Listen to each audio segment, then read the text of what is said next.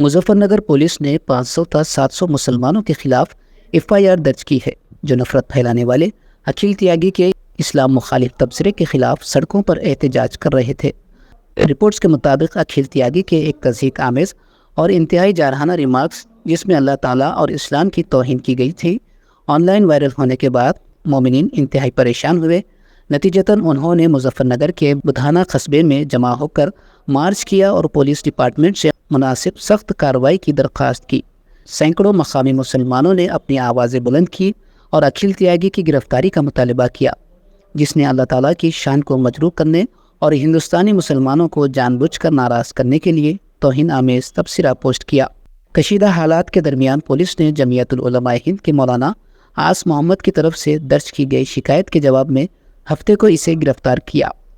اس درمیان کچھ مقامی لوگوں کو اطلاع ملی کہ ملزم کو گرفتاری کے چند منٹ بعد پولیس انتظامیہ نے ضمانت دے دی ہے۔ اس کے بعد رات 11 بجے کے قریب مقامی مسلمان دوبارہ پولیس اسٹیشن کی طرف بڑھے۔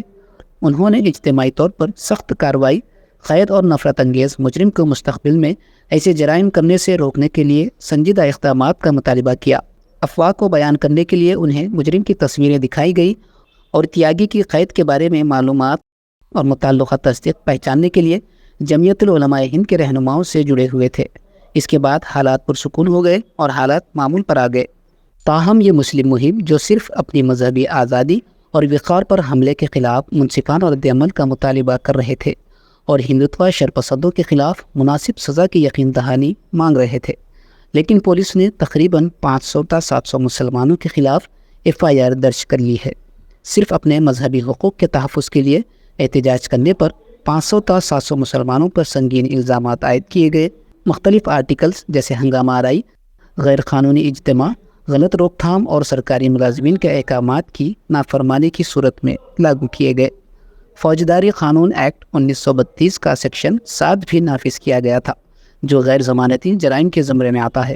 دوسری طرف اصل مجرم تیاگی کو BNS کے سیکشن 299 کے تحت قید کیا گیا ہے جو کسی بھی کمیونٹی کے مذہبی جذبات کی توہین کرنے پر کسی کو سزا دینے کے لیے استعمال ہوتا ہے۔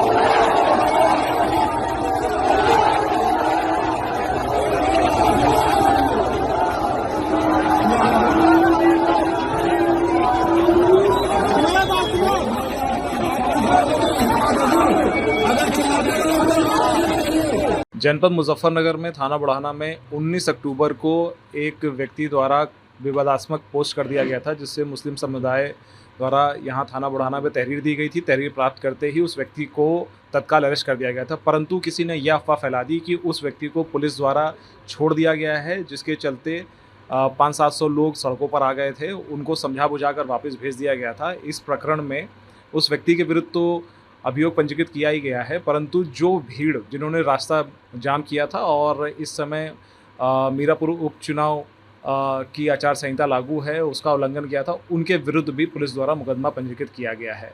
इसमें फुटेजेस को चेक करते हुए उसके आधार पर विधि सम्मत कार्रवाई की जाएगी। इसमें 500 से 700 लोगों के विरुद्ध मुकदमा दर्ज किया गया है। इसमें मार्ग जाम करना, आपत्तिजनक नारे लगाना और इलीगल असेंबली करना और MCC वायलेशंस की धाराएं हैं। देखिए, जैसा कि मैंने आपको बताया कि किसी के द्वारा ये अफवाह फैला दी गई थी कि उस व्यक्ति को पुलिस द्वारा छोड़ दिया गया है।